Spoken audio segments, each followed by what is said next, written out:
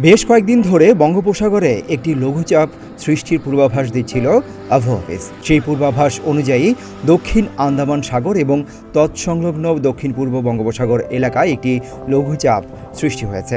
এটি ঘনীভূত হতে পারে। শনিবার সন্ধ্যায় আবহাওয়ার পূর্বাভাসে এ তথ্য জানানো হয়। লঘুচাপের কারণে রোববার সারা দেশে রাত এবং দিনের তাপমাত্রা সামান্য হ্রাস পেতে পারে। শেষ রাত থেকে ভোর পর্যন্ত দেশের উত্তরাঞ্চলের কোথাও কোথাও মাঝারি থেকে ঘন কুয়াশা এবং দেশের অন্যত্র হালকা থেকে মাঝারি ধরনের কুয়াশা পড়তে পারে।